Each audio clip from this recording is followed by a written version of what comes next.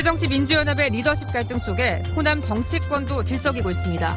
대규모 탈당 사태 등으로 이어질지 파장이 주목됩니다. 재개발 사업의 시공사 선정 과정에 비리가 개입했다는 의혹을 두고 조합원들 사이에 맞고소전이 벌어지고 있습니다. 한국형 발사체의 엔진 성능을 시험할 핵심 설비들이 공나로우주센터에 들어섰습니다. 겨울 추위가 시작되면서 노로바이러스에 의한 장염 환자가 급증하고 있습니다. 여러분 안녕하십니까? 새정치민주연합의 문재인 대표와 안철수 전 대표의 핑퐁 게임에 호남 정치권이 들썩이고 있습니다. 명분은 혁신과 총선 승리지만 공천을 앞두고 복잡한 속내가 반영된 것으로 보입니다. 한신구 기자가 보도합니다. 주승용 최고위원이 지난 5월에 이어서 또다시 최고위원직 사퇴 카드를 만지작거리고 있습니다.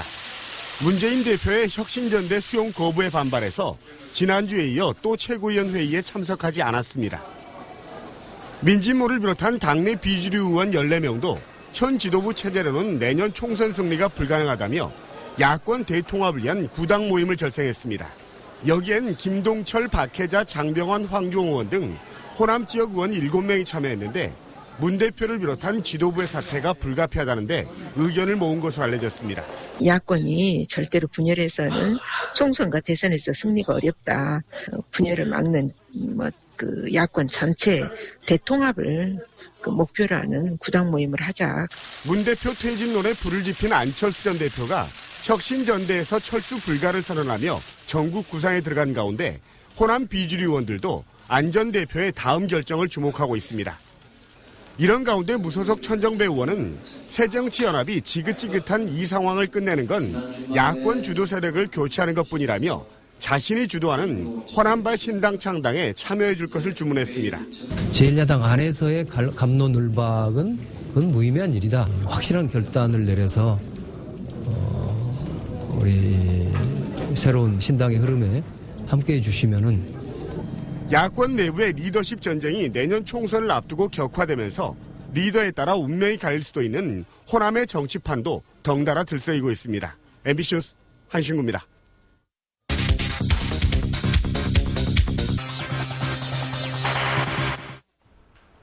광주의 한 재개발 지역에서 시공사 선정을 둘러싸고 조합원들이 서로를 맞고소했습니다. 건설사를 바꾸는 과정에서 비리가 있었느냐를 놓고 조합원 간의 갈등을 빚고 있는 겁니다. 송정근 기자입니다. 지난 2006년부터 재개발 사업이 시작된 광주 계림 4구역. 4만 5천여 제곱미터에 걸쳐 재개발이 진행되는 계림 4구역의 원래 시공사는 GS건설이었습니다. 그런데 올해 2월 시공사가 지역건설사인 영무토군으로 바뀌었습니다. 해당 조합 측은 GS건설이 9년째 사업 착수 의지를 보이지 않아 계약을 해지했다고 밝혔습니다.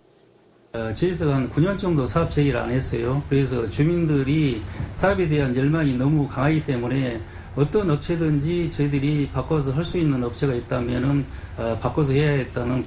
하지만 일부 조합원들은 시공사 변경을 납득하기 어렵다며 맞서고 있습니다. 시공 능력과 브랜드에서 앞선 건설사와 계약을 해지한 것도 받아들이기 어렵고 새롭게 선정된 시공사가 입찰 담합까지 했다고 주장하고 있습니다. 이 마감재 자료를 영무토군에서 경쟁사 건설의 자료를 가지고 있습니다.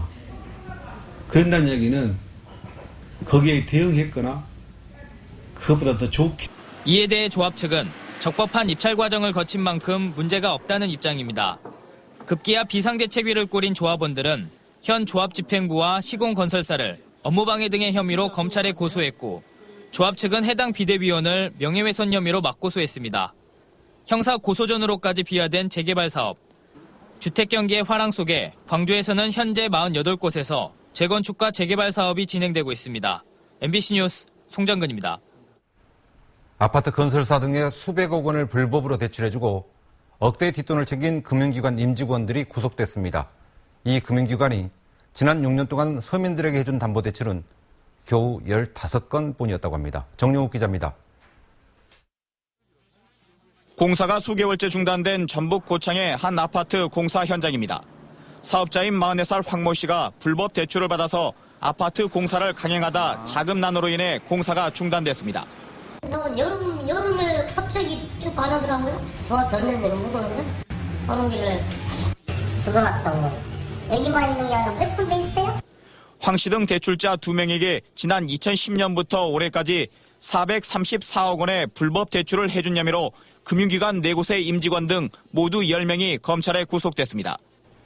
대출자의 부동산 담보 가치를 실제 가치보다 최대 10배 이상 부풀리는 수법으로 감정평가서를 조작하는 등 서류를 조작해 불법 대출이 이루어졌습니다. 대출자하고 금융기관하고 처음부터 짜고 이루어졌기 때문에 금융기관의 이사장으로부터 대출 담당 창구로 하향식으로 지시식으로 내려와가지고 대출이 이루어지는 그런. 불법 대출을 해주는 대가로 금융기관 임직원이나 브로커 등은 현금 수수나 골프장 예약 등 약 5억 5천만 원의 부당이득을 챙겼습니다. 불법 대출 규모가 가장 큰 광주 A신협의 경우 총 자산의 65%인 224억 원이 상환되지 않으면서 악성 부실 채권으로 남았고 결국 부실화로 인해 지난 6월 다른 신협에 흡수 합병됐습니다. 검찰은 A신협의 경우 지난 2009년 6월 이후 서민들의 담보대출은 15건에 불과하다며 불법 대출은 금융기관 부실은 물론 서민금융의 기회를 박탈했다고 밝혔습니다. MBC 뉴스 정용욱입니다. 여수항에 정박해 있던 선박에서 불이 나 50대 남성이 다쳤습니다. 이 불붙기 쉬운 폐기물이 잔뜩 실려 있어서 하마터면 대형 화재로 번질 뻔했습니다. 권남기 기자입니다. 불길에 휩싸인 선박 위로 시커먼 연기가 끊임없이 솟아오릅니다. 잠시 뒤 소방정이 다가와 물줄기를 뿜어대고 소방대원들은 배 위로 올라가 진화에 나섭니다. 오늘 오전 11시 20분쯤 전남 여수시 돌산읍의 한 조선소 인근 접안시설에 정박해 있던 96톤급 선박에서 폭발과 함께 화재가 발생했습니다. 쾅하고 한번 먼저 터졌어요. 그러더니 또 3번 터졌어요. 3번 연쇄적으로.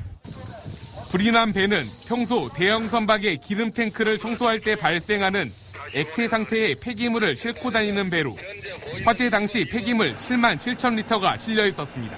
탱크가 총 6개가 있었습니다. 4개 탱크에서 화염이 분출하고 있는 상태였습니다.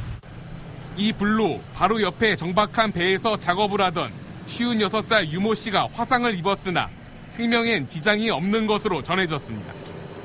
해경은 유 씨가 용접을 하던 중 사고 선박으로 튄 불티가 폐기물에서 발생한 유증기와 만나 화재가 시작된 것으로 보고 있습니다. MBC 뉴스 권남기입니다.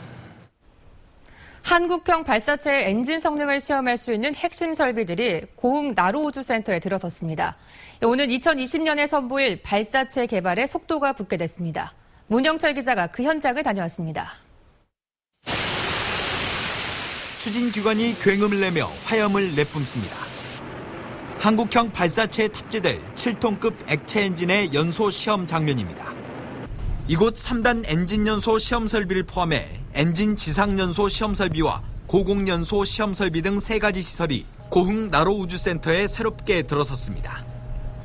이번 설비 준공으로 한국형 발사체의 핵심 부품인 엔진에 대한 본격적인 성능 시험이 가능하게 됐습니다. 2020년 한국형 발사체의 발사를 위한 기본 인프라가 완성된 의미 있는 날입니다. 한국형 발사체에 필요한 추진기관은 1단의 75톤급과 3단의 7톤급 엔진. 지상과 고공에서 안정적으로 작동할 수 있도록 출력과 연소 시간 등을 테스트하게 됩니다. 7톤 엔진의 경우는 한 160회, 75톤의 경우는 약 220회의 연소 실험을 수행할 계획입니다. 현재 공사가 진행 중인 추진기관 시스템 시험 설비까지 내년에 완공되면 오는 2018년까지 예정된 한국형 발사체 개발 2단계 사업도 더욱 탄력을 받을 전망입니다. 19년과 2020년에 3단형 한국형 발사체를 개발을 하여 2차례의 비행시험을 계획하고 있습니다. 나로 성공 발사에 이어 한국형 발사체 개발을 위한 기반 시설이 구축되면서 우주 강국의 꿈에 조금씩 다가서고 있습니다. MBC 뉴스 문형철입니다. 겨울 추위가 이어지면서 노로바이러스의 장염 환자가 늘고 있습니다.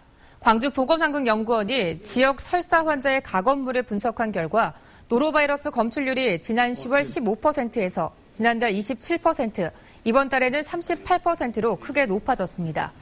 연구원은 노로바이러스는 예방 백신이 없어 위생관리가 중요하다며 어패류는 익혀먹고 채소나 과일은 깨끗한 물로 씻어 섭취해야 한다고 말했습니다. 세월호 실종자 수색에 참여한 민간 잠수사의 사망 책임을 물어 업무상 과실치사 혐의로 기소된 동료 잠수사 공모 씨에게 법원이 무죄를 선고했습니다. 광주지법 목포지원 항종환 판사는 세월호 사고 당시 공 씨에게 부여된 업무는 실종자 수색으로 동료 잠수사들의 생명과 신체의 위험을 방지할 의무가 있다고 볼 수 없다며 이같이 판결했습니다.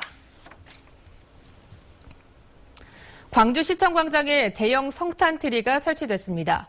오늘 광주시청 앞 잔디광장에 눈꽃 모양의 장식과 구슬이 어우러진 높이 7m, 폭 2.6m 높이의 대형 성탄 트리에 불을 밝혔습니다. 이 대형 성탄 트리는 내년 1월 22일까지 운영되는데 매일 일몰 이후부터 심야까지 불을 밝히게 됩니다. 엔화 약세가 장기간 지속화되면서 광주 전남 지역 수출 산업에 악영향이 계속되고 있습니다. 한국은행 광주 전남 본부에 따르면 일본 업체와 경합을 하는 광주의 자동차 수출은 올 들어 아시아와 중동 시장에서 각각 20% 이상 급감했습니다. 또 타이어 수출 역시 엔저가 시작된 2012년 이후 지속적인 감소세에서 벗어나지 못하고 있습니다. 엔저 현상은 전남의 수출에도 직접적인 영향을 미치고 있는데 특히 석유화학과 철강 업종 등에서 감소세가 두드러지고 있습니다. 광주시 의회 문상필 의원은 광주시 교육청의 올해 인건비 예산 1조 1천억 원 가운데 123억여 원이 집행되지 못하고 불용 처리되는 등 2012년부터 4년 동안 650억 원이 과다 편성됐다고 지적했습니다. 문 의원은 교육청 예산이 적재적소에 쓰일 수 있도록 내년 인건비 예산 가운데 270억 원을 삭감해야 한다고 주장했습니다. 시교육청은 비정규직 인건비와 교원 성과금 등이 유동적이어서 잉여 예산을 편성할 수밖에 없다고 해명했습니다.